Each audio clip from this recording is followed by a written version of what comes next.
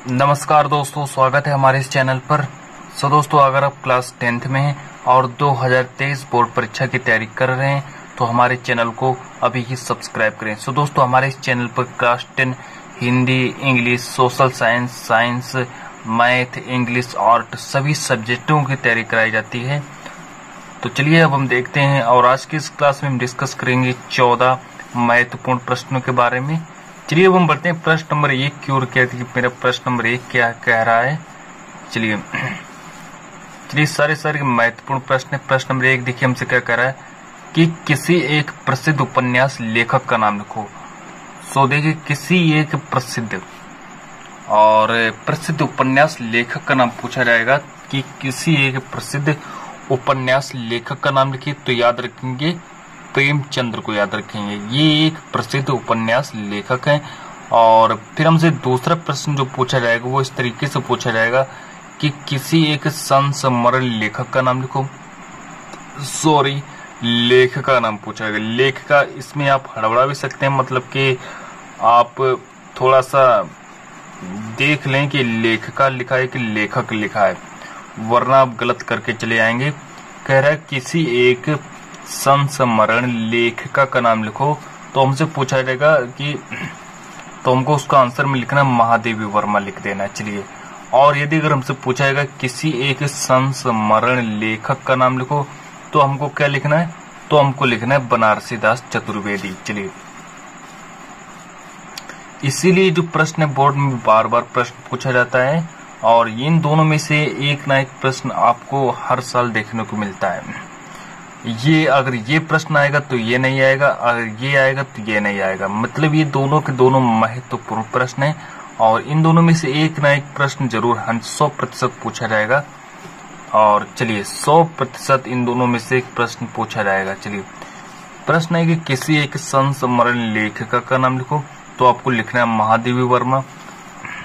और यदि अगर हमसे पूछा जाए कि किसी एक संस्मरण लेखक का नाम लिखो, तो बनारसी दास चतुर्वेदी को याद रखेंगे। चलिए, अब हम बढ़ते हैं नेक्स्ट प्रश्न की ओर। प्रश्न नंबर 4 देखिए हमसे क्या कह रहा है, जो कि प्रश्न नंबर 4 देखिए हमसे क्या कह रहा है कि शुक्ल युग के एक, ये 2 नहीं लिखा है, एक शुक्ल युग के एक नाटककार का नाम लिखो। तो जयशंकर प्रसाद को याद रखेंगे, जो कि शुक्ल युग के एक नाटककार हैं। चलिए, और अब हम बढ़ते हैं प्रश्न नंबर नेक्स्ट की ओर, जो कि मेरा प्रश्न नंबर नेक्स्ट देखिए हमसे क्या कह रहा है।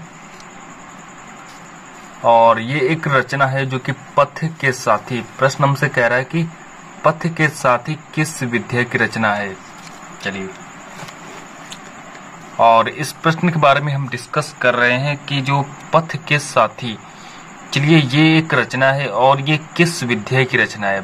कहने का मतलब है कि जो ये जो रचना है पथ के साथी। चलिए, पथ के साथी एक हमको रचना दी गई है, और हमको ये डिस्कस करना है कि ये जो रचना है किस विधा पर आधारित है, या फिर किस विधा की रचना है।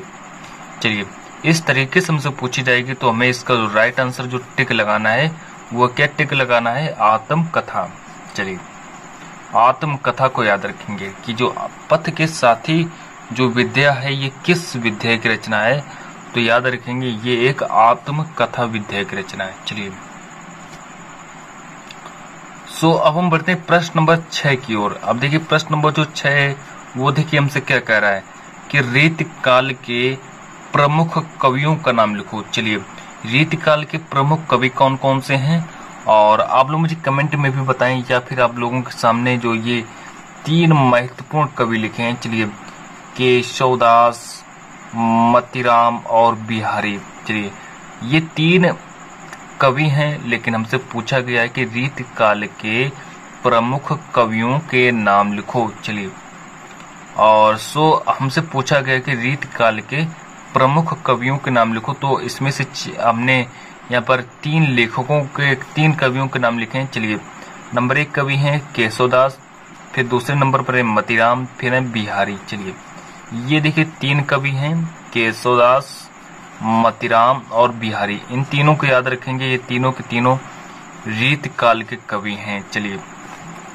और अक्सर बोर्ड परीक्षा में ये प्रश्न कई बार पूछा जा चुका है, इसीलिए हम इस प्रश्न को लेकर आए हैं। चलिए अब देखते हैं कि नेक्स्ट प्रश्न जो हमसे कह रहा है, प्रश्न नंबर 7 देखिएगा और प्रश्न नंबर 7 देखिएगा क्या कह रहा है। चलिए प्रश्न नंबर 7 की ओर बढ़ते हैं और जो कि काफी महत्वपूर्ण प्रश्न है।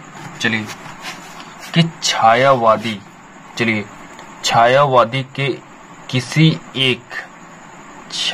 के किसी एक कवि का नाम लिखो। चलिए एक कवि का नाम पूछा जाएगा तो हमको उसमें से लिख देना है जयशंकर प्रसाद छायावादी के कवि हैं, जो कि पूछा जाएगा कि छायावादी के किसी एक कवि का नाम लिखो। चलिए तो छायावादी के किसी कवि का नाम पूछा जाए तो हमको जयशंकर प्रसाद को लिखना होगा।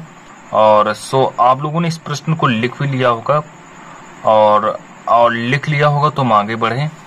चलिए प्रश्न नंबर 8 की ओर बढ़ते हैं।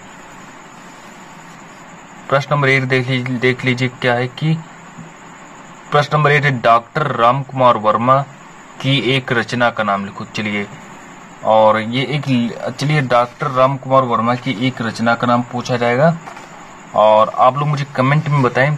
चलिए फिर नेक्स्ट है प्रश्न, देखिए क्या है। चलिए डॉक्टर राम कुमार वर्मा की रचना लिख ली होगी चित्ररेखा। चलिए चित्ररेखा को लिख लीजिएगा, जो कि डॉक्टर राम कुमार वर्मा की एक रचना है। चलिए अब हम बढ़ते हैं प्रश्न नंबर नेक्स्ट की ओर और प्रश्न नंबर नेक्स्ट हमसे कह रहा है कि प्रश्न नंबर नेक्स्ट है प्रश्न नंबर 9। चलिए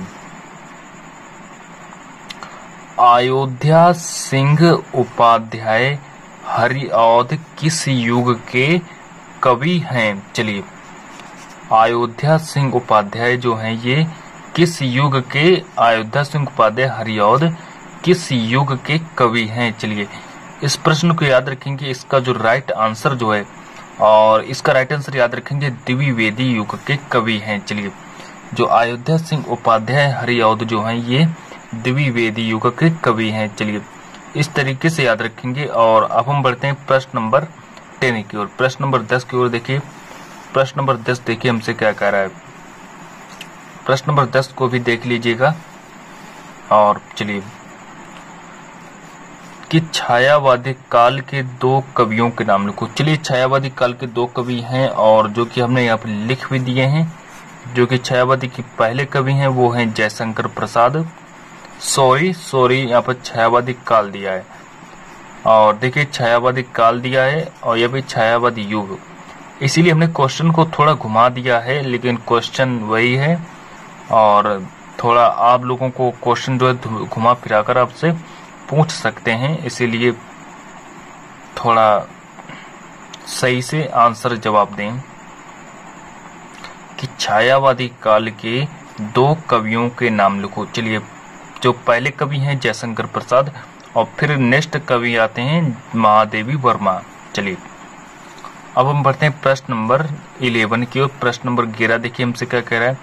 अब प्रमुख प्रवृत्तियां पूछी जाएंगी। चलिए ये देखिए प्रमुख प्रवृत्तियां पूछी जाएंगी तो हमको प्रवृत्तियों का आंसर किस तरीके से देना है, जो कि हमसे 2 नंबर का पूछा जाएगा। चलिए जो कि काफी महत्वपूर्ण है, 2023 के लिए बहुत ही महत्वपूर्ण प्रश्न है कि छायावादी की 2 प्रवृत्तियों के नाम लिखो। चलिए और हमको छायावादी के 2 प्रवृत्तियों के नाम लिखने के लिए हमसे कहा जाएगा पेपर में, तो हमको किस तरीके से लिखना है। नंबर 1 डालेंगे, लिखेंगे प्रेम सौंदर्य का चित्रण।